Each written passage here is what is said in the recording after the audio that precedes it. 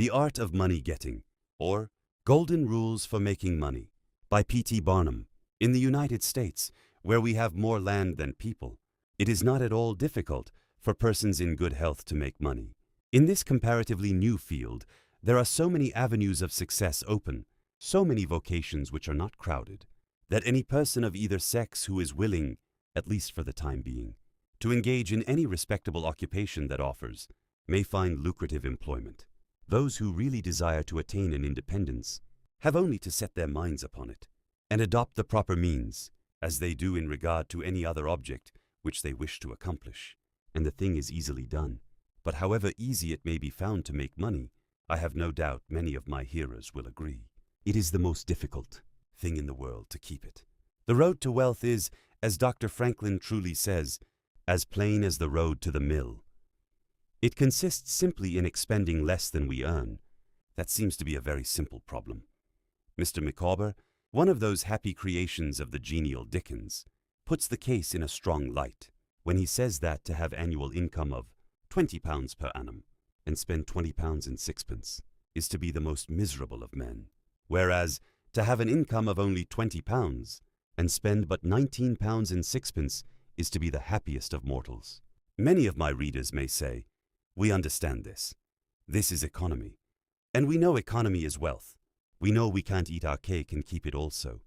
Yet, I beg to say that perhaps more cases of failure arise from mistakes on this point than almost any other. The fact is, many people think they understand economy when they really do not. True economy is misapprehended, and people go through life without properly comprehending what that principle is. One says, "I have an income of so much, and here is my neighbor who has the same. Yet every year he gets something ahead and I fall short. Why is it? I know all about economy." He thinks he does, but he does not. There are men who think that economy consists in saving cheese parings and candle ends, in cutting off 2 pence from the laundress's bill, and doing all sorts of little, mean, dirty things. Economy is not meanness. The misfortune is also that this class of persons let their economy apply in only one direction. They fancy they are so wonderfully economical in saving a halfpenny where they ought to spend 2 pence, that they think they can afford to squander in other directions. A few years ago, before kerosene oil was discovered or thought of, one might stop overnight at almost any farmer's house in the agricultural districts and get a very good supper. But after supper, he might attempt to read in the sitting room, and would find it impossible with the inefficient light of one candle. The hostess, seeing his dilemma, would say, "It is rather difficult to read here evenings." The proverb says you must have a ship at sea in order to be able to burn 2 candles at once, or we never have an extra candle except on extra occasions. These extra occasions occur, perhaps twice a year. In this way the good woman saves $5, $6, or $10 in that time. But the information which might be derived from having the extra light would, of course, far outweigh a ton of candles. But the trouble does not end here. Feeling that she is so economical in tallow candies, she thinks she can afford to go frequently to the village and spend $20 or $30 for ribbons and furbelows, many of which are not necessary. This false connote may frequently be seen in men of business, and in those instances it often runs to writing paper. You find good businessmen who save all the old envelopes and scraps, and would not tear a new sheet of paper, if they could avoid it, for the world. This is all very well. They may in this way save $5 or $10 a year, but being so economical, only in note paper, they think they can afford to waste time, to have expensive parties, and to drive their carriages. This is an illustration of Dr. Franklin's saving at the spigot and wasting at the bunghole, penny wise and pound foolish. Punch, in speaking of this one idea, class of people, says they are like the man who bought a penny herring for his family's dinner and then hired a coach and 4 to take it home. I never knew a man to succeed by practicing this kind of economy. True economy consists in always making the income exceed the outgo. Wear the old clothes a little longer if necessary. Dispense with the new pair of gloves. Mend the old dress. Live on plainer food if need be, so that, under all circumstances, unless some unforeseen accident occurs, there will be a margin in favor of the income. A penny here and a dollar there, placed at interest, goes on accumulating, and in this way, the desired result is attained. It requires some training, perhaps, to accomplish this economy, but when once used to it, you will find there is more satisfaction in rational saving than in irrational spending. Here is a recipe which I recommend. I have found it to work an excellent cure for extravagance, and especially for mistaken economy. When you find that you have no surplus at the end of the year, and yet have a good income, I advise you to take a few sheets of paper and form them into a book and mark down every item of expenditure. Post it every day or week in 2 columns, one headed necessaries or even comforts, and the other headed luxuries, and you will find that the latter column will be double, treble, and frequently 10 times greater than the former. The real comforts of life cost but a small portion of what most of us can earn.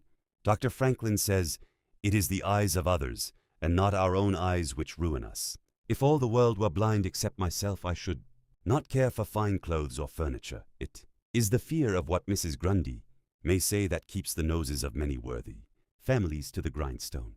In America, many persons like to repeat, "We are all free and equal," but it is a great mistake in more senses than one. That we are born free and equal is a glorious truth in one sense, yet we are not all born equally rich, and we never shall be. One may say, "There is a man who has an income of $50,000 per annum, while I have but $1,000. I knew that fellow when he was poor like myself. Now he is rich and thinks he is better than I am. I will show him that I am as good as he is. I will go and buy a horse and buggy. No, I cannot do that, but I will go and hire one and ride this afternoon on the same road that he does, and thus prove to him that I am as good as he is." My friend, you need not take that trouble. You can easily prove that you are as good as he is. You have only to behave as well as he does. But you cannot make anybody believe that you are rich as he is. Besides, if you put on these airs, waste your time and spend your money, your poor wife will be obliged to scrub her fingers off at home, and buy her tea 2 ounces at a time, and everything else in proportion, in order that you may keep up appearances, and, after all, deceive nobody. On the other hand, Mrs. Smith may say that her next-door neighbor married Johnson for his money, and everybody says so. She has a nice $1,000 camel's hair shawl, and she will make Smith get her an imitation one, and she will sit in a pew right next to her neighbor in church, in order to prove that she is her equal. My good woman, you will not get ahead in the world, if your vanity and envy thus take the lead. In this country, where we believe the majority ought to rule, we ignore that principle in regard to fashion, and let a handful of people, calling themselves the aristocracy, run up a false standard of perfection, and in endeavoring to rise to that standard, we constantly keep ourselves poor, all the time digging away for the sake of outside appearances. How much wiser to be a law unto ourselves and say, "We will regulate our outgo by our income, and lay up something for a rainy day." People ought to be as sensible on the subject of money-getting as on any other subject. Like causes produces like effects. You cannot accumulate a fortune by taking the road that leads to poverty. It needs no prophet to tell us that those who live fully up to their means, without any thought of a reverse in this life, can never attain a pecuniary independence. Men and women accustomed to gratify every whim and caprice will find it hard, at first, to cut down their various unnecessary expenses, and will feel it a great self-denial to live in a smaller house than they have been accustomed to, with less expensive furniture, less company, less costly clothing, fewer servants, a less number of balls, parties, theater-goings, carriage ridings, pleasure excursions, cigar smokings, liquor drinkings, and other extravagances.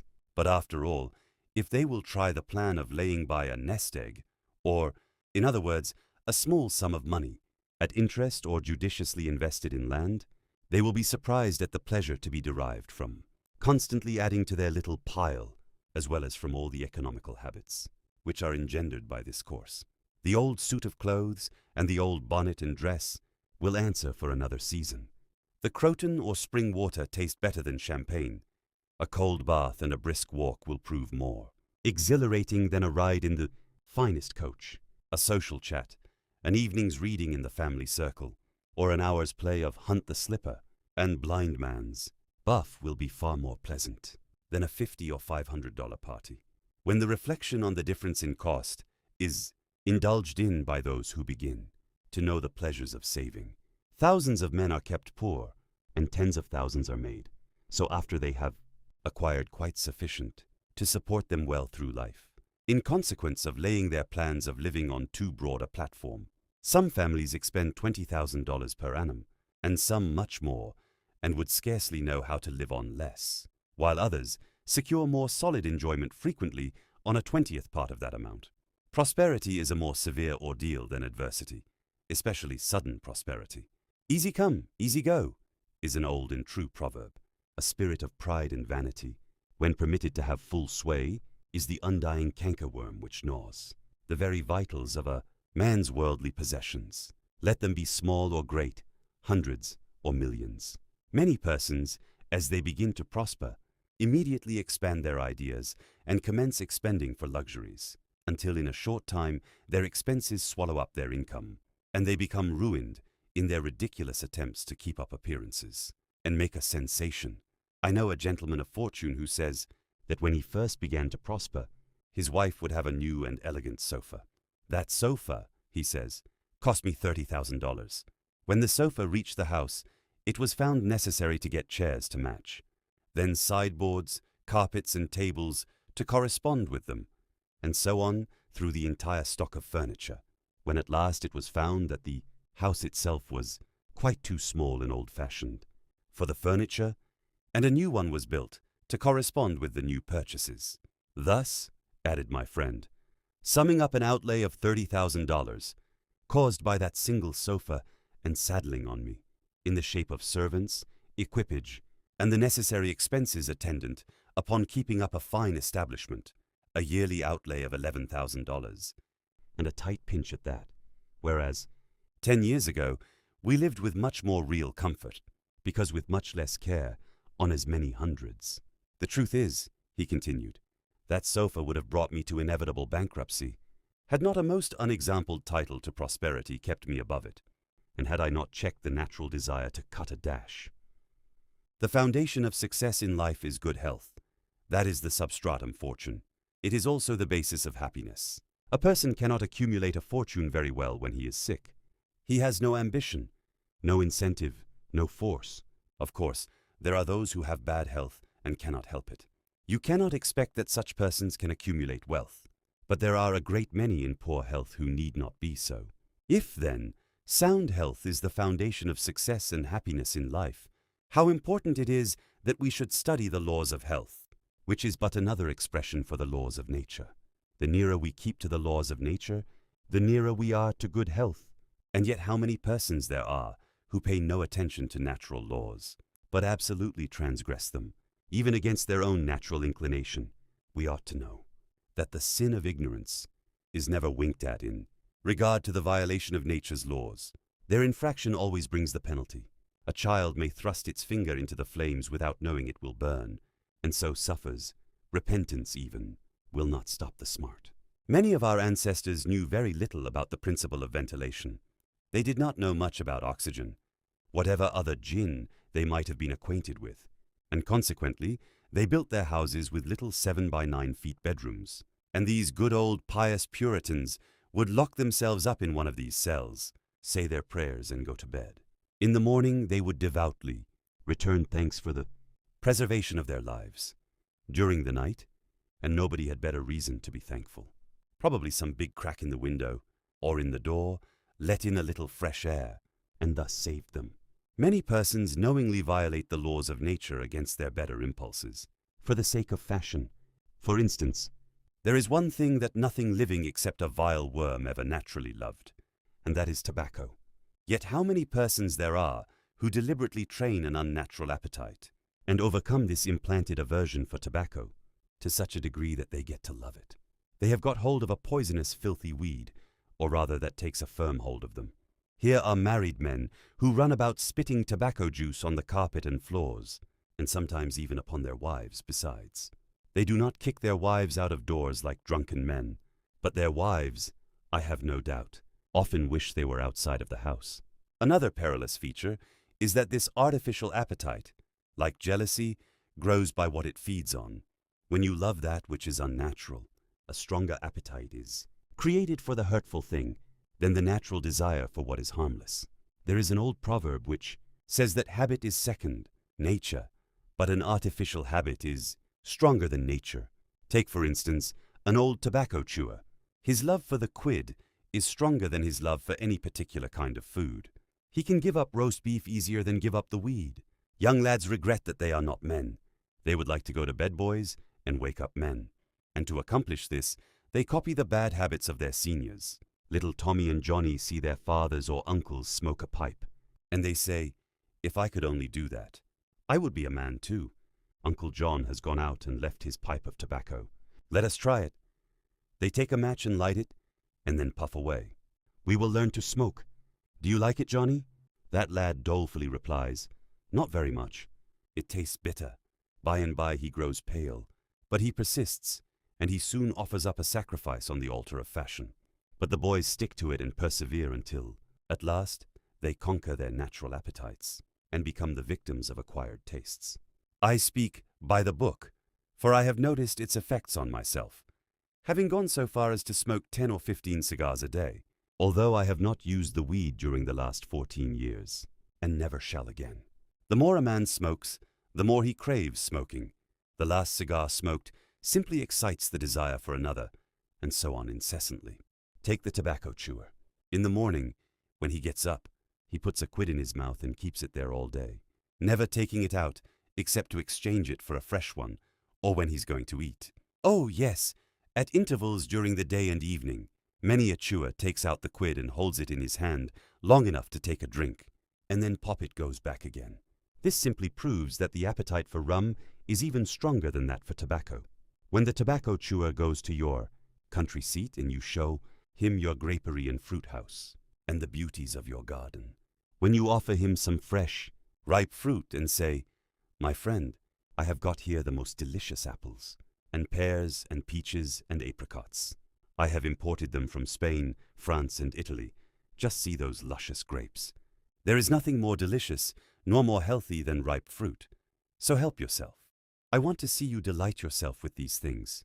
He will roll the dear quid under his tongue and answer, "No, I thank you. I have got tobacco in my mouth." His palate has become narcotized by the noxious weed, and he has lost, in a great measure, the delicate and enviable taste for fruits. This shows what expensive, useless, and injurious habits men will get into. I speak from experience. I have smoked until I trembled like an aspen leaf. The blood rushed to my head, and I had a palpitation of the heart, which I thought was heart disease, till I was almost killed with fright. When I consulted my physician, he said, "Break off tobacco using." I was not only injuring my health and spending a great deal of money, but I was setting a bad example. I obeyed his counsel. No young man in the world ever looked so beautiful, as he thought he did, behind a 15-cent cigar or a meerschaum. These remarks apply with tenfold force to the use of intoxicating drinks. To make money requires a clear brain. A man has got to see that 2 and 2 make 4. He must lay all his plans with reflection and forethought, and closely examine all the details and the ins and outs of business. As no man can succeed in business unless he has a brain to enable him to lay his plans, and reason to guide him in their execution.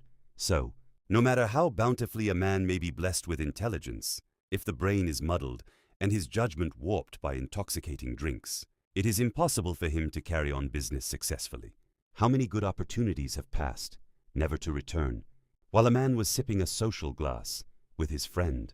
How many foolish bargains have been made under the influence of the nervine, which temporarily makes its victim think he is rich? How many important chances have been put off until tomorrow, and then forever, because the wine cup has thrown the system into a state of lassitude, neutralizing the energies so essential to success in business? Verily, wine is a mocker. The use of intoxicating drinks as a beverage is as much an infatuation as is the smoking of opium by the Chinese, and the former is quite as destructive to the success of the business man as the latter. It is an unmitigated evil, utterly indefensible in the light of philosophy, religion, or good sense. It is the parent of nearly every other evil in our country. Don't mistake your vocation. The safest plan, and the one most sure of success for the young man starting in life, is to select the vocation which is most congenial to his tastes. Parents and guardians are often quite too negligent in regard to this. It's very common for a father to say, for example, "I have 5 boys. I will make Billy a clergyman, John a lawyer, Tom a doctor, and Dick a farmer." He then goes into town and looks about to see what he will do with Sammy. He returns home and says, "Sammy, I see watchmaking is a nice genteel business. I think I will make you a goldsmith." He does this, regardless of Sam's natural inclinations or genius. We are all no doubt born for a wise purpose. There is as much diversity in our brains as in our countenances. Some are born natural mechanics, while some have great aversion to machinery. Let a dozen boys of 10 years get together, and you will soon observe 2 or 3 are whittling out some ingenious device, working with locks or complicated machinery. When they were but 5 years old, their father could find no toy to please them like a puzzle. They are natural mechanics, but the other 8 or 9 boys have different aptitudes. I belong to the latter class. I never had the slightest love for mechanism. On the contrary, I have a sort of abhorrence for complicated machinery. I never had ingenuity enough to whittle a cider tap so it would not leak. I never could make a pen that I could write with, or understand the principle of a steam engine. If a man was to take such a boy as I was, and attempt to make a watchmaker of him, the boy might, after an apprenticeship of 5 or 7 years, be able to take apart and put together a watch. But all through life, he would be working uphill and seizing every excuse for leaving his work and idling away his time. Watchmaking is repulsive to him. Unless a man enters upon the vocation intended for him by nature and best suited to his peculiar genius, he cannot succeed. I am glad to believe that the majority of persons do find their right vocation. Yet we see many who have mistaken their calling, from the blacksmith up or down to the clergyman. You will see, for instance, that extraordinary linguist, the learned blacksmith, who ought to have been a teacher of languages. And you may have seen lawyers, doctors, and clergymen who are better fitted by nature for the anvil or the lapstone. Select the right location. After securing the right vocation, you must be careful to select the proper location. You may have been cut out for a hotel keeper, and they say it requires a genius to know how to keep a bite. Hotel.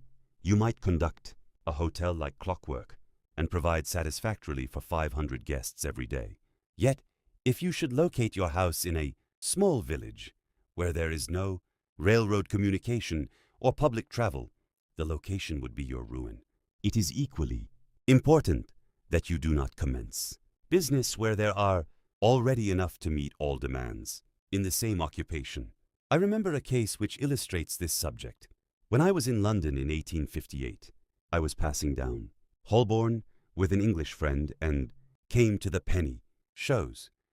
They had immense cartoons outside, portraying the wonderful curiosities to be seen, all for a penny. Being a little in the show line myself, I said, "Let us go in here." We soon found ourselves in the presence of the illustrious showman, and he proved to be the sharpest man in that line I had ever met. He told us some extraordinary stories in reference to his bearded ladies, his albinos and his armadillos, which we could hardly believe, but thought it better to believe it than look after the proof. He finally begged to call our attention to some wax statuary, and showed us a lot of the dirtiest and filthiest wax figures imaginable. They looked as if they had not seen water since the deluge. "What is there so wonderful about your statuary?" I asked. "I beg you not to speak so satirically," he replied. "Sir, these are not Madame Tussaud's wax figures, all covered with gilt and tinsel and imitation diamonds, and copied from engravings and photographs. Mine, sir, were taken from life. Whenever you look upon one of those figures, you may consider that you are looking upon the living individual." Glancing casually at them, I saw one labeled Henry, Veit, and feeling a little curious, upon seeing that it looked like Calvin Edson, the living skeleton, I said, "Do you call that Henry VIII?"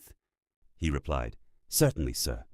It was taken from life at Hampton Court, by special order of His Majesty. On such a day, he would have given the hour of the day if I had resisted." I said, "Everybody knows that Henry VIII was a great stout old king, and that figure is lean and lank. What do you say to that?" "Why," he replied, "you would be lean and lank yourself if you sat there as long as he has." There was no resisting such arguments. I said to my English friend, "Let us go out."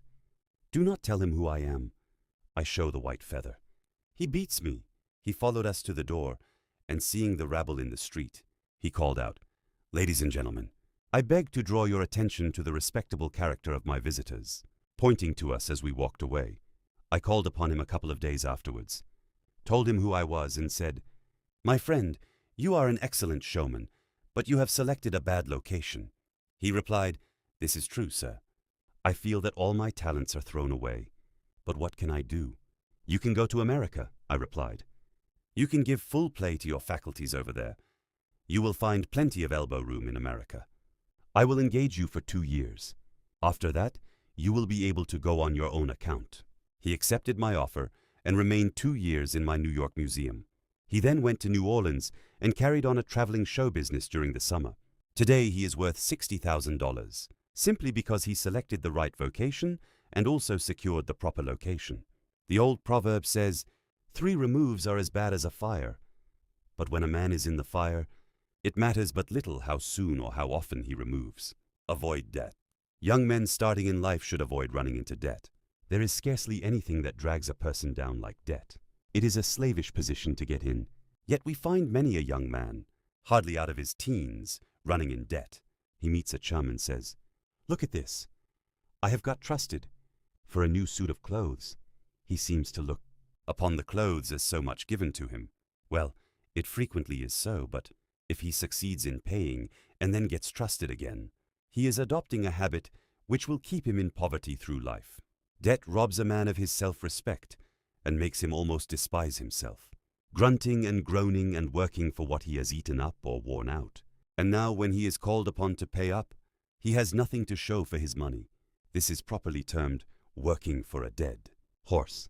I do not speak of merchants buying and selling on credit, or of those who buy on credit in order to turn the purchase to a profit.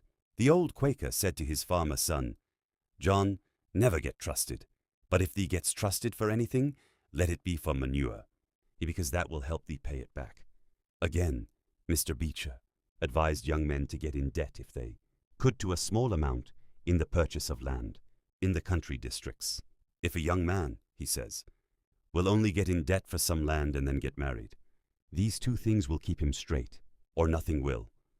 This may be safe to a limited extent, but getting in debt for what you eat and drink and wear is to be avoided. Some families have a foolish habit of getting credit at the stores, and thus frequently purchase many things which might have been dispensed with.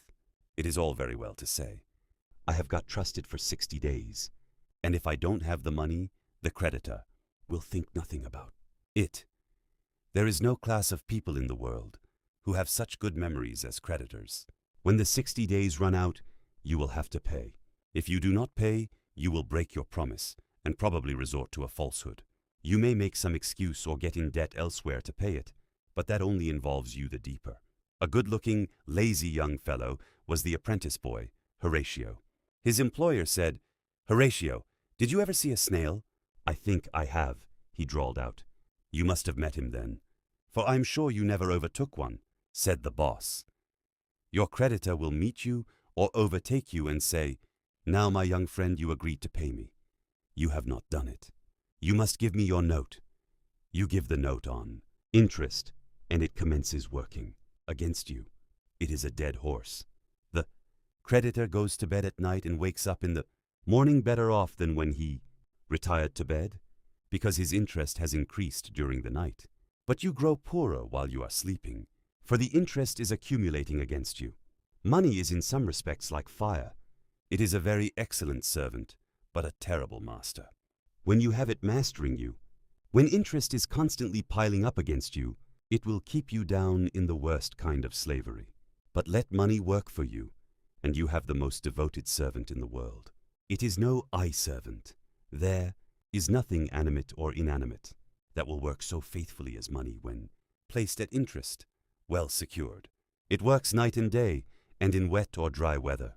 I was born in the blue law state of Connecticut, where the old Puritans had laws so rigid that it was said, "They fined a man for kissing his wife on Sunday." Yet these rich old Puritans would have thousands of dollars at interest, and on Saturday night would be worth a certain amount. On Sunday, they would go to church and perform all the duties of a Christian. On waking up on Monday morning, they would find themselves considerably richer than the Saturday night previous, simply because their money placed at interest had worked faithfully for them all day. Sunday, according to law, do not let it work against you. If you do, there is no chance for success in life so far as money is concerned. John Randolph, the eccentric Virginian, once exclaimed in Congress, "Mr. Speaker, I have discovered the philosopher's stone. Pay as you go." This is, indeed, nearer to the philosopher's stone than any alchemist has ever yet arrived. Persevere. When a man is in the right path, he must persevere. I speak of this because there are some persons who are born tired, naturally lazy, and possessing no self-reliance and no perseverance. But they can cultivate these qualities, as Davy Crockett said, "This thing remember when I am dead. Be sure you are right, then go ahead." It is this go-aheaditiveness, this determination not to let the horrors or the blues take possession of you, so as to make you relax your energies in the struggle for independence, which you must cultivate. How many have almost reached the goal of their ambition, but losing faith in themselves, have relaxed their energies, and the golden prize has been lost forever. It is no doubt often true, as Shakespeare says, there is a tide in the affairs of men, which, taken at the flood, leads on to fortune. If you hesitate, some bolder hand will stretch out before you and get the prize. Remember the proverb of Solomon, "He becometh poor that dealeth with a slack hand, but the hand of the diligent maketh rich." Perseverance is sometimes but another word for self-reliance. Many persons naturally look on the dark side of life and borrow trouble. They are born so. Then they ask for advice, and they will be governed by one wind and blown by another, and cannot rely upon themselves. Until you can get so that you can rely upon yourself, you need not expect to succeed. I have known men, personally, who have met with pecuniary reverses and absolutely committed suicide, because they thought they could never overcome their misfortune. But I have known others who have met more serious financial difficulties and have bridged them over by simple perseverance, aided by a firm belief that they were doing justly and that Providence would overcome evil with good. We'll see this illustrated in any sphere of life. Take two generals. Both understand military tactics, both educated at West Point, if you please, both equally gifted. Yet one, having this principle of perseverance, and the other lacking it, the former will succeed in his profession, while the latter will fail. One may hear the cry, "The enemy are coming, and they have got cannon." "Got cannon?" says the hesitating general. "Yes." Then halt every man. He wants time to reflect. His hesitation is his ruin. The enemy passes unmolested or overwhelms him, while on the other hand, the general of pluck, perseverance and self-reliance goes into battle with a will, and amid the clash of arms, the booming of cannon, the shrieks of the wounded, and the moans of the dying, you will see this man persevering, going on, cutting and slashing his way through with unwavering determination, inspiring his soldiers to deeds of fortitude, valor, and triumph. Whatever you do, do it with all your might. Work at it, if necessary, early and late, in season and out of season, not leaving a stone unturned, and never deferring for a single hour that which can be done just as well now. The old proverb is full of truth and meaning. Whatever is worth doing at all is worth doing well. A man acquires a fortune by doing his business thoroughly, while his neighbor remains poor for life, because he only half does it. Ambition, energy, industry, perseverance are indispensable requisites for success in business. Fortune always favors the brave, and never helps a man who does not help himself. It won't do to spend your time like Mr. Micawber, in waiting for something to turn up to such men. One of two things usually turns up, the poorhouse or the jail. For idleness breeds bad habits and clothes a man in rags. The poor spendthrift vagabond says to a rich man, "I have discovered there is enough money in the world for all of us, if it was equally divided. This must be done, and we shall all be happy together." "But," was the response, "if everybody was like you, it would be spent in 2 months. And what would you do then?" "Oh, divide again." "Keep dividing, of course." I was recently reading in a London paper an account of a like philosophic pauper who was kicked out of a cheap boarding house because he could not pay his bill. But he had a roll of papers sticking out of his coat pocket, which, upon examination, proved to be his plan for paying off the national debt of England without the aid of a penny. People have got to do as Cromwell said. Not only trust in Providence, but keep the powder dry. Do your part of the work, or you cannot succeed. Mahomet, one night, while encamping in the desert, overheard one of his fatigued followers remark, "I will loose my camel and trust it to God." "No, no, not so," said the prophet. "Tie thy camel and trust it to God. Do all you can for yourselves, and then trust to Providence, or luck, or whatever you please to call it, for the rest. Depend upon your own personal exertions. The eye of the employer is often worth more than the hands of a dozen employees. In the nature of things, an agent cannot be so faithful to his employer as to himself. Many who are employers will call to mind instances where the best employees have overlooked important points which could not have escaped their own observation as a proprietor. No man has a right to expect to succeed in life unless he understands his business, and nobody can understand his business thoroughly unless he learns it by personal application and experience. A man may be a manufacturer. He has got to learn the many details of his business personally. He will learn something every day, and he will find he will make mistakes nearly every day. And these very mistakes are helps to him in the way of experiences if he but heeds them. He will be like the Yankee tin peddler who, having been cheated as to quality in the purchase of his merchandise, said, "All right, there's a little information to be gained every day. I will never be cheated in that way again." Thus a man buys his experience, and it is the best kind if not purchased at too dear a rate. I hold that every man should, like Cuvier, the French naturalist, thoroughly know his business. So proficient was he in the study of natural history that you might bring to him the bone, or even a section of a bone of an animal which he had never seen described, and, reasoning from analogy, he would be able to draw a picture of the object from which the bone had been taken. On one occasion, his students attempted to deceive him. They rolled one of their number in a cowskin and put him under the professor's table as a new specimen. When the philosopher came into the room, some of the students asked him what animal it was. Suddenly the animal said, "I am the devil, and I am going to eat you." It was but natural that Cuvier should desire to classify this creature, and examining it intently, he said, "Divided hoof, graminivorous. It cannot be done." He knew that an animal with a split hoof must live upon grass and grain, or other kind of vegetation, and would not be inclined to eat flesh, dead or alive. So he considered himself perfectly safe. The possession of a perfect knowledge of your business is an absolute necessity in order to ensure success. Among the maxims of the elder Rothschild was one, all-apparent paradox: be cautious and bold. This seems to be a contradiction in terms, but it is not, and there is great wisdom in the maxim. It is, in fact, a condensed statement of what I have already said. It is to say, you must exercise your caution in laying your plans, but be bold in carrying them out. A man who is all caution will never dare to take hold and be successful, and a man who is all boldness is merely reckless and must eventually fail. A man may go on 'change and make 50 or $100,000 in speculating in stocks at a single operation, but if he has simple boldness without caution, it is mere chance, and what he gains today he will lose tomorrow. You must have both the caution and the boldness to ensure success. The Rothschilds have another maxim: never have anything to do with an unlucky man or place.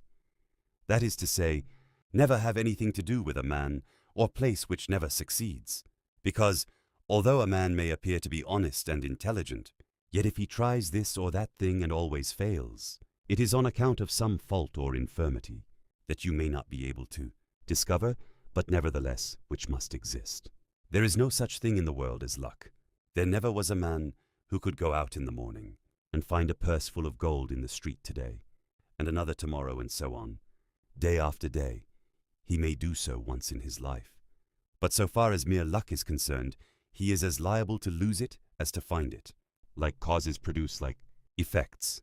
If a man adopts the proper methods to be successful, luck will not prevent him if he does not succeed.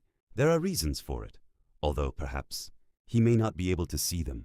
Use the best tools. Men in engaging employees should be careful to get the best.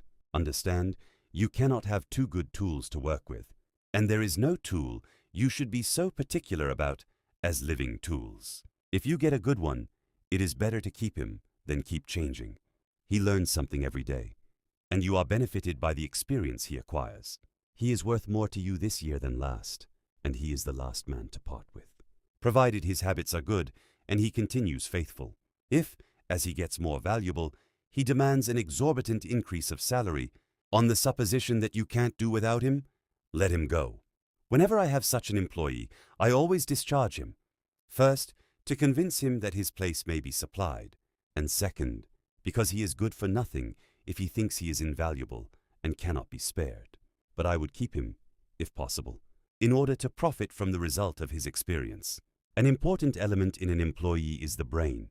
You can see bills up, hands wanted, but hands are not worth a great deal without heads.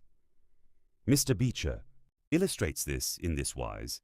An employee offers his services by saving, "I have a pair of hands and one of my fingers." Thinks, "That is very good," says the employer. Another man comes along and says, "He has 2 fingers that think." "Ah, that is better." But a third calls in and says that all his fingers and thumbs think. That is better still. Finally, another steps in and says, "I have a brain that thinks. I think all over. I am a thinking as well as a working man." "You are the man I want," says the delighted employer. Those men who have brains and experience are therefore the most valuable, and not to be readily parted with. It is better for them, as well as yourself, to keep them at reasonable advances in their salaries from time to time. Don't get above your business. Young men, after they get through their business training or apprenticeship, instead of pursuing their avocation and rising in their business, will often lie about doing nothing. They say, "I have learned my business, but I am not going to be a hireling. What is the object of learning my trade or profession unless I establish myself?" Have you capital to start with? No, but I am going to have it. How are you going to get it? I will tell you confidentially. I have a wealthy old aunt, and she will die pretty soon. But if she does not, I expect to find some rich old man who will lend me a few thousands to give me a start. If I only get the money to start with, I will do well. There is no greater mistake than when a young man believes he will succeed with borrowed money. Why? Because every man's experience coincides with that of Mr. Astor, who said, it was more difficult for him to accumulate his first $1,000 than all the succeeding millions that made up his colossal fortune. Money is good for nothing unless you know the value of it by experience. Give a boy $20,000 and put him in business, and the chances are that he will lose every dollar of it before he is a year older. Like buying a ticket in the lottery and drawing a prize, it is easy come, easy go. He does not know the value of it. Nothing is worth anything unless it costs effort. Without self-denial and economy, patience and perseverance, and commencing with capital which you have not earned, you are not sure to succeed in accumulating. Young men, instead of waiting for dead men's shoes, should be up and doing, for there is no class of persons who are so unaccommodating in regard to dying as these rich old people, and it is fortunate for the expectant heirs that it is so. 9 out of 10 of the rich men of our country today started out in life as poor boys, with determined wills, industry, perseverance, economy, and good habits. They went on gradually, made their own money, and saved it. And this is the best way to acquire a fortune. Stephen Girard started life as a poor cabin boy and died worth $9 million. A.T. Stewart was a poor Irish boy, and he paid taxes on $1.5 million of income per year. John Jacob Astor was a poor farmer boy and died worth 20 millions. Cornelius Vanderbilt began life rowing a boat from Staten Island to New York. He presented our government with a steamship worth $1 million and died worth 50 million. There is no royal road to learning, says the proverb, and I may say it is equally true. There is no royal road to wealth, but I think there is a royal road to both. The road to learning is a royal one, the road that enables the student to expand his intellect and add every day to his stock of knowledge until, in the pleasant process of intellectual growth, He is able to solve the most profound problems, to count the stars, to analyze every atom of the globe, and to measure the firmament. This is a regal highway, and it is the only road worth traveling. So in regard to wealth, go on in confidence, study the rules, and above all things, study human nature. For the proper study of mankind is man, and you will find that while expanding the intellect and the muscles, your enlarged experience will enable you every day to accumulate more and more principle, which will increase itself by interest and otherwise, until you arrive at a state of independence. You will find, as a general thing, that the poor boys get rich and the rich boys get poor.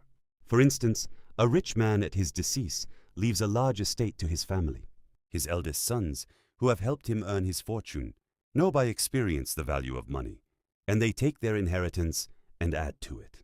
The separate portions of the young children are placed at interest, and the little fellows are patted on the head and told a dozen times a day, "You are rich. You will never have to work. You can always have whatever you wish, for you were born with a golden spoon in your mouth." The young heir soon finds out what that means. He has the finest dresses and playthings. He is crammed with sugar candies and almost killed with kindness, and he passes from school to school, petted and flattered. He becomes arrogant and self-conceited, abuses his teachers, and carries everything with a high hand.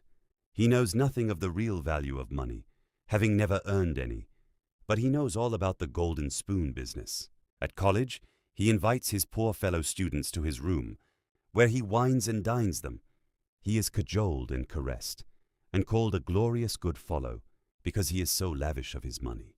He gives his game suppers, drives his fast horses, invites his chums to fetes and parties, determined to have lots of good times.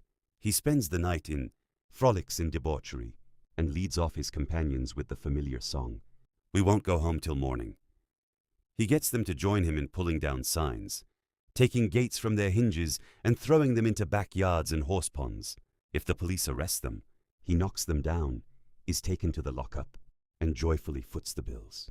"Ah, my boys," he cries, "what is the use of being rich if you can't enjoy yourself?" He might more truly say, if you can't make a fool of yourself, but he is fast, hates slow things, and doesn't see it. Young men loaded down with other people's money are almost sure to lose all they inherit, and they acquire all sorts of bad habits, which, in the majority of cases, ruin them in health, purse, and character. In this country, one generation follows another, and the poor of today are rich in the next generation, or the third. Their experience leads them on, and they become rich, and they leave vast riches to their young children. These children, having been reared in luxury, are inexperienced and get poor, and after long experience another generation comes on and gathers up riches again in turn, and thus history repeats itself, and happy is he who by listening to the experience of others avoids the rocks and shoals on which so many have been wrecked. In England, the business makes the man. If a man in that country is a mechanic or working man, he is not recognized as a gentleman. On the occasion of my first appearance before Queen Victoria, the Duke of Wellington asked me what sphere in life General Tom Thumb's parents were in. "His father is a carpenter," I replied. "Oh, I had heard he was a gentleman," was the response of His Grace. In this Republican country, the man makes the business, no matter whether he is a blacksmith, a shoemaker, a farmer, banker, or lawyer. So long as his business is legitimate, he may be a gentleman.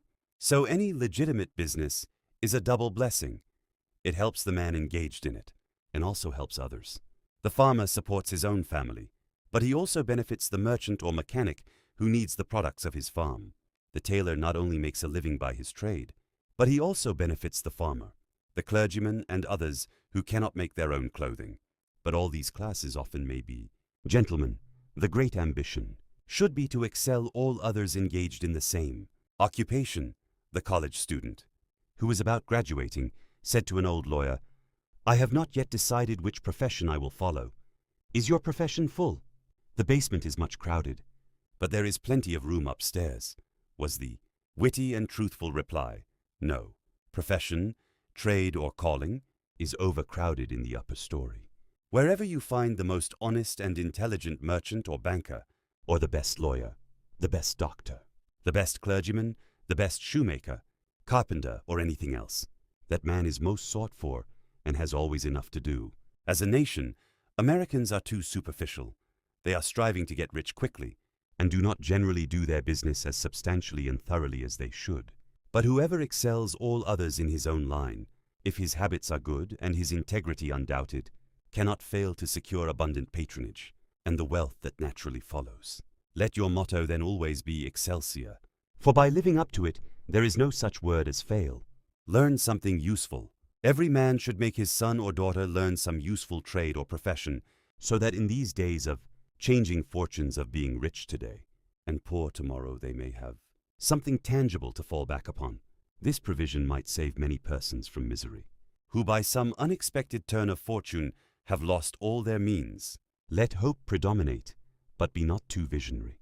Many persons are always kept poor because they are too visionary. Every project looks to them like certain success, and therefore they keep changing from one business to another, always in hot water, always under the harrow. The Zan plan of counting the chickens before they are hatched is an era of ancient date, but it does not seem to improve by age. Do not scatter your powers. Engage in one kind of business only and stick to it faithfully until you succeed, or until your experience shows that you should abandon it. A constant hammering on one nail will generally drive it home at last, so that it can be clinched.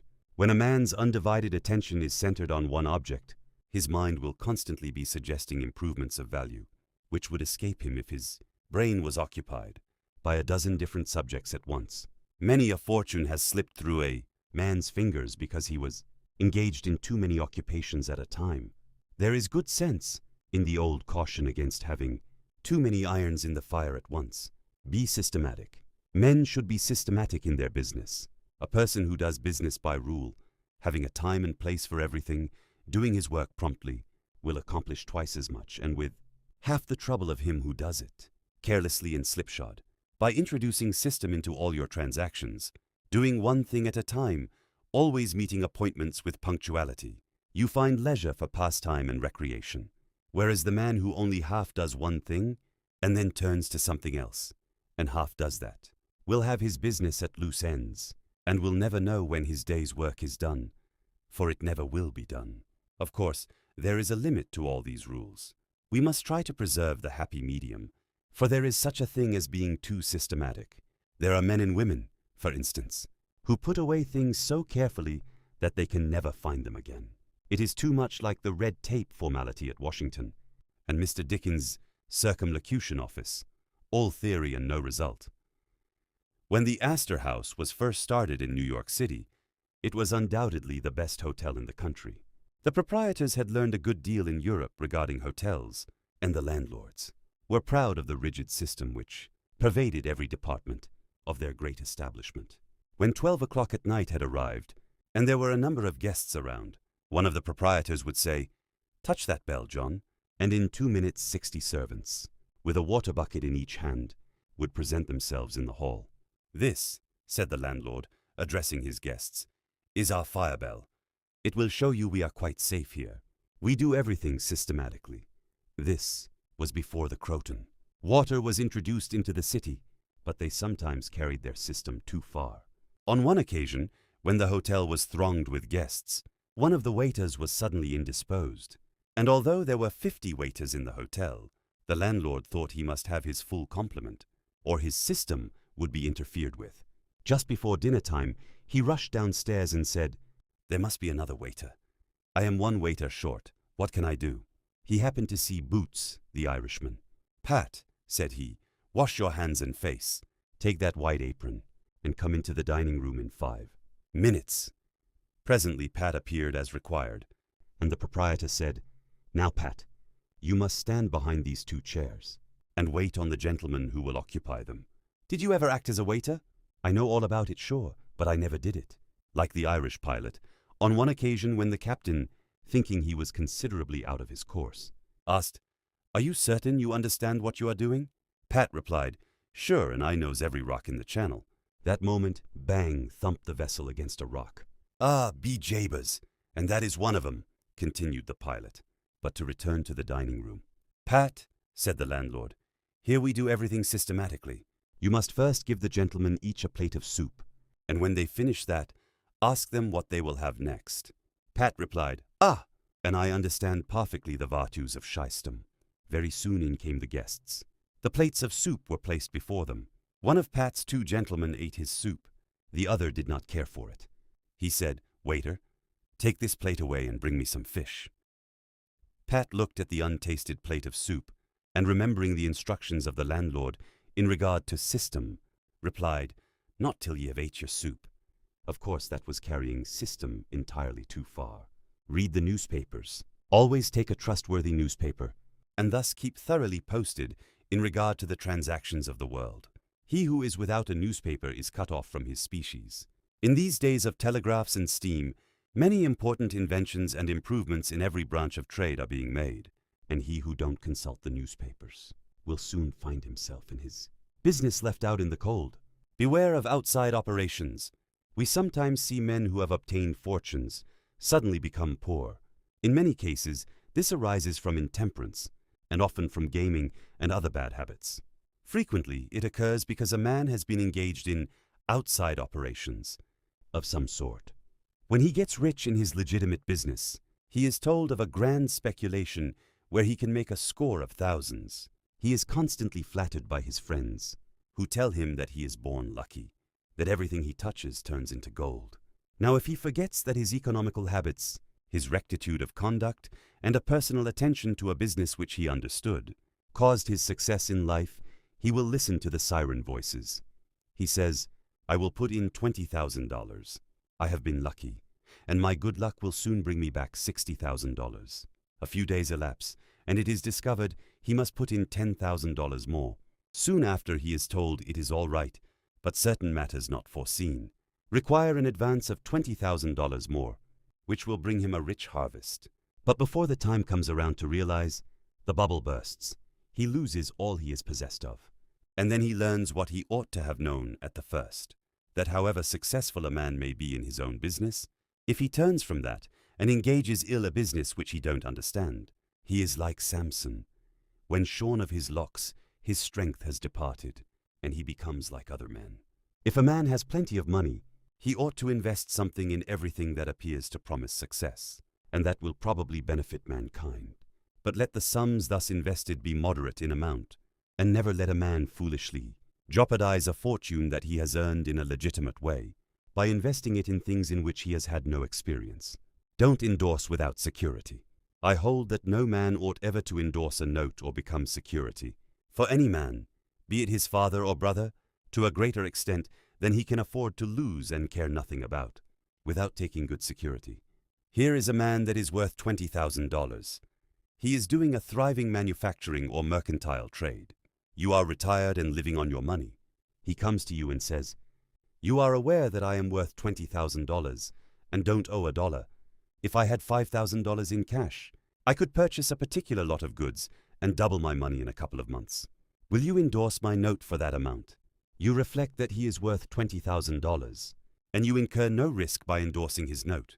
You like to accommodate him, and you lend your name without taking the precaution of getting security. Shortly after, he shows you the note with your endorsement cancelled and tells you, probably truly, that he made the profit that he expected by the operation. You reflect that you have done a good action, and the thought makes you feel happy. By and by, the same thing occurs again, and you do it again. You have already fixed the impression in your mind that it is perfectly safe to endorse his notes without security. But the trouble is, this man is getting money too easily. He has only to take your note to the bank, get it discounted, and take the cash. He gets money for the time being without effort, without inconvenience to himself. Now mark the result. He sees a chance for speculation outside of his business. A temporary investment of only $10,000 is required. It is sure to come back before a note at the bank would be due. He places a note for that amount before you. You sign it almost mechanically, being firmly convinced that your friend is responsible and trustworthy. You endorse his notes as a matter of course. Unfortunately, the speculation does not come to a head quite so soon as was expected, and another $10,000. Note must be discounted to take up the last one when due. Before this note matures, the speculation has proved utter failure, and all the money is lost. Does the loser tell his friend, the endorser, that he has lost half of his fortune? Not at all. He don't even mention that he has speculated at all, but he has got excited.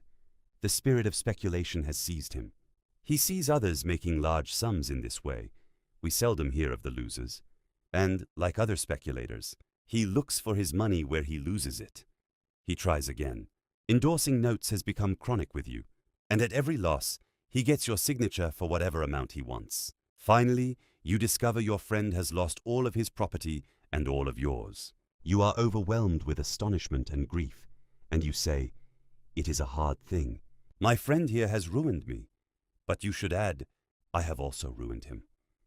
If you had said in the first place, "I will accommodate you, but I never endorse without," taking ample security, he could not have gone beyond the length of his tether, and he would never have been tempted away from his legitimate business. It is a very dangerous thing, therefore, at any time, to let people get possession of money too easily. It tempts them to hazardous speculations, if nothing more. Solomon truly said, "He that hateth suretyship is sure." So with the young man starting in business, let him understand the value of money by earning it. When he does understand its value, then grease the wheels a little in helping him to start business. But remember, men who get money with too great facility cannot usually succeed. You must get the first dollars by hard knocks, and at some sacrifice. In order to appreciate the value of those dollars, advertise your business. We all depend, more or less, upon the public for our support. We all trade with the public: lawyers, doctors, shoemakers, artists, blacksmiths, showmen, opera stagers, railroad presidents, and college professors. Those who deal with the public must be careful that their goods are valuable, that they are genuine, and will give satisfaction. When you get an article which you know is going to please your customers, and that when they have tried it, they will feel they have got their money's worth, then let the fact be known that you have got it. Be careful to advertise it in some shape or other, because it is evident that if a man has ever so good an article for sale and nobody knows it, it will bring him no return. In a country like this, where nearly everybody reads, and where newspapers are issued and circulated in editions of 5,000 to 200,000, it would be very unwise if this channel was not taken advantage of to reach the public in advertising. A newspaper goes into the family and is read by wife and children, as well as the head of the home. Hence, hundreds and thousands of people may read your advertisement while you are attending to your routine business. Many perhaps read it while you are asleep. The whole philosophy of life is, first sow, then reap. That is the way the farmer does. He plants his potatoes and corn and sows his grain, and then goes about something else. And the time comes when he reaps. But he never reaps first and sows afterwards. This principle applies to all kinds of business, and to nothing more eminently than to advertising. If a man has a genuine article, there is no way in which he can reap more advantageously than by sowing to the public in this way. He must, of course, have a really good article, and one which will please his customers. Anything spurious will not succeed permanently, because the public is wiser than many imagine.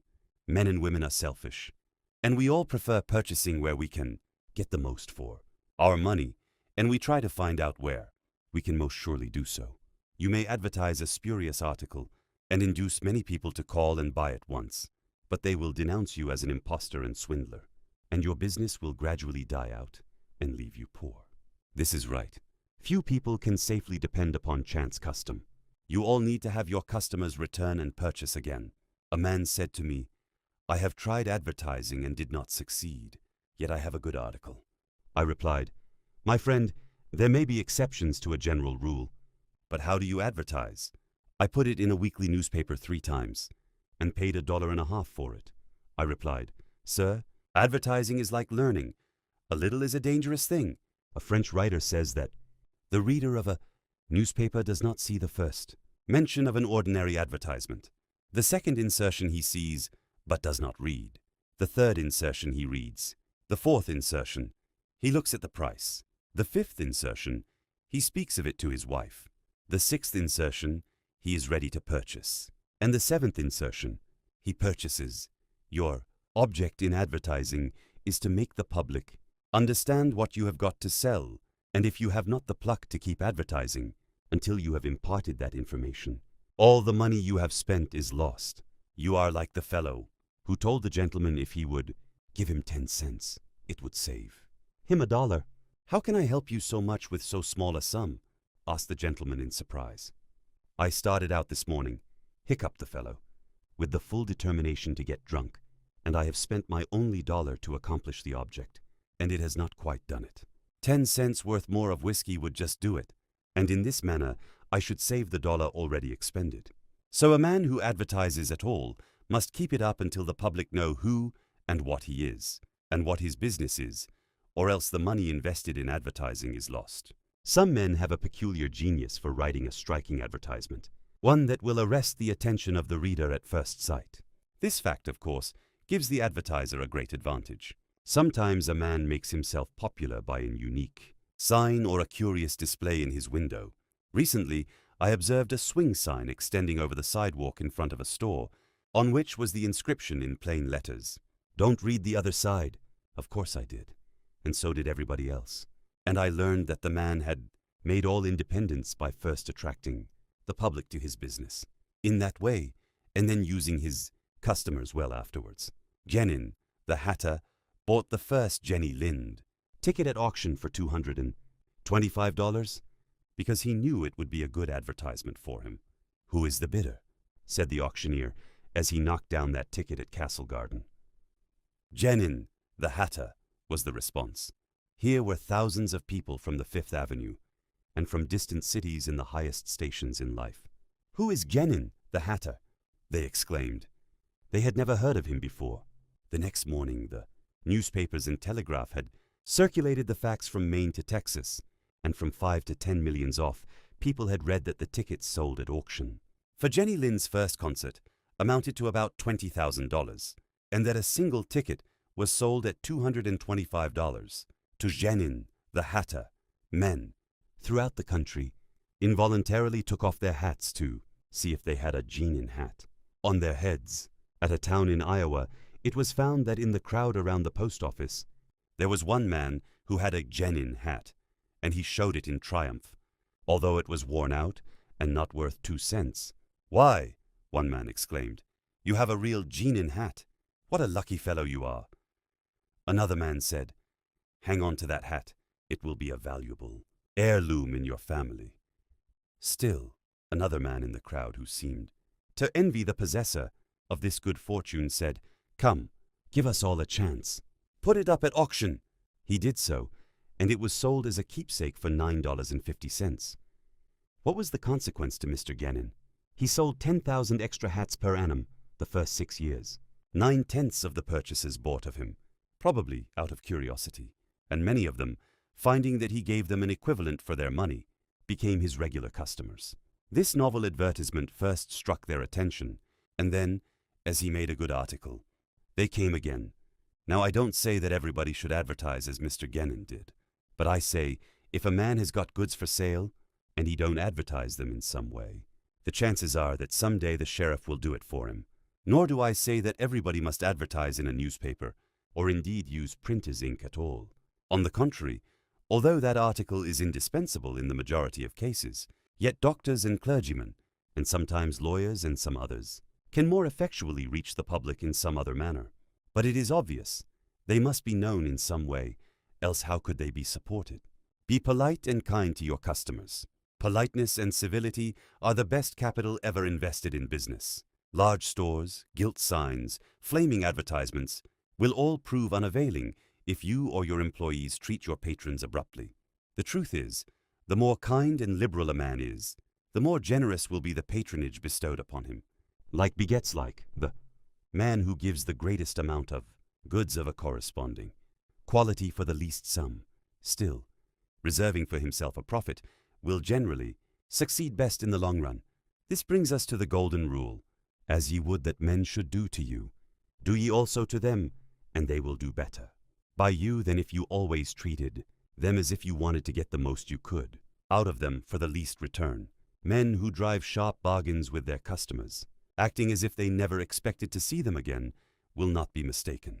They will never see them again as customers. People don't like to pay and get kicked also. One of the ushers in my museum once told me he intended to whip a man who was in the lecture room as soon as he came out. "What for?" I inquired. "Because he said I was no gentleman," replied the usher. "Never mind," I replied. "He pays for that, and you will not convince him you are a gentleman by whipping him. I cannot afford to lose a customer. If you whip him, he will never visit the museum again, and he will induce friends to go with him to other places of amusement instead of this. And thus, you see, I should be a serious loser." "But he insulted me," muttered the usher. "Exactly," I replied. "And if he owned the museum, and you had paid him for the privilege of visiting it, and he had then insulted you, there might be some reason in your resenting it. But in this instance, he is the man who pays. While we receive, and you must, therefore, put up with his bad manners." My usher laughingly remarked that this was undoubtedly the true policy, but he added that he should not object to an increase of salary if he was expected to be abused in order to promote my interest. Be charitable. Of course, men should be charitable, because it is a duty and a pleasure. But even as a matter of policy, if you possess no higher incentive, you will find that the liberal man will command patronage, while the sordid, uncharitable miser will be avoided. Solomon says, "There is that scattereth and yet increaseth, and there is that withholdeth more than meet, but it tendeth to poverty."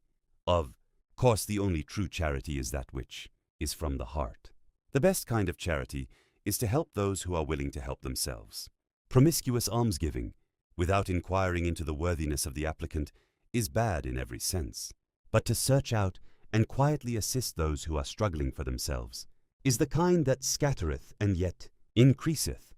But don't fall into the idea that some persons practice, of giving a prayer instead of a potato, and a benediction instead of bread, to the hungry. It is easier to make Christians with full stomachs than empty.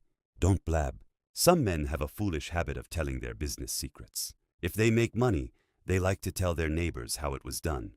Nothing is gained by this, and ofttimes much is lost. Say nothing about your profits, your hopes, your expectations, your intentions. And this should apply to letters as well as to conversation. Goethe makes Mephistopheles say, "Never write a letter, nor destroy one." Businessmen must write letters, but they should be careful what they put in them. If you are losing money, be specially cautious and not tell of it, or you will lose your reputation. Preserve your integrity. It is more precious than diamonds or rubies. The old miser said to his sons, "Get money. Get it honestly if you can, but get money." This advice was not only atrociously wicked, but it was the very essence of stupidity. It was as much as to say, if you find it difficult to obtain money honestly, you can easily get it dishonestly. Get it in that way. Poor fool! Not to know that the most difficult thing in life is to make money dishonestly. Not to know that our prisons are full of men who attempted to follow this advice. Not to understand that no man can be dishonest without soon being found out, and that when his lack of principle is discovered, nearly every avenue to success is closed against him forever. The public very properly shun all whose integrity is doubted. No matter how polite and pleasant and accommodating a man may be, none of us dare to deal with him if we suspect false weights and measures. Strict honesty not only lies at the foundation of all success in life, financially, but in every other respect. Uncompromising integrity of character is invaluable. It secures to its possessor a peace and joy which cannot be attained without it, which no amount of money or houses and lands can purchase. A man who is known to be strictly honest may be ever so poor, but he has the purses of all the community at his disposal, for all know that if he promises to return what he borrows, he will never disappoint them. As a mere matter of selfishness, therefore, if a man had no higher motive for being honest, all will find that the maxim of Dr. Franklin can never fail to be true, that honesty is the best policy. To get rich is not always equivalent to being successful. There are many rich poor men, while there are many others, honest and devout men and women, who have never possessed so much money as some rich persons squander in a week, but who are nevertheless really richer and happier than any man can ever be while he is a transgressor of the higher laws of his being. The inordinate love of money, no doubt, may be and is the root of all evil, but money itself, when properly used, is not only a handy thing to have in the house, but affords the gratification of blessing our race by enabling its possessor to enlarge the scope of human happiness and human influence. The desire for wealth is nearly universal, and none can say it is not laudable, provided the possessor of it accepts its responsibilities and uses it as a friend to humanity. The history of money-getting, which is commerce, is a history of civilization, and wherever trade has flourished most, there, too, have art and science produced the noblest fruits. In fact, as a general thing, money-getters are the benefactors of our race. To them, in a great measure, are we indebted for our institutions of learning and of art, our academies, colleges, and churches. It is no argument against the desire for or the possession of wealth to say that there are sometimes misers who hoard money only for the sake of hoarding and who have no higher aspiration than to grasp everything which comes within their reach. As we have sometimes hypocrites in religion and demagogues in politics, so there are occasionally misers among money-getters. These, however, are only exceptions to the general rule. But when, in this country, we find such a nuisance and stumbling block as a miser, we remember with gratitude that in America we have no laws of primogeniture, and that in the due course of nature the time will come when the hoarded dust will be scattered for the benefit of mankind. To all men and women, therefore, do I conscientiously say, make money honestly and not otherwise. For Shakespeare has truly said, "He that wants money, means, and content is without 3 good friends."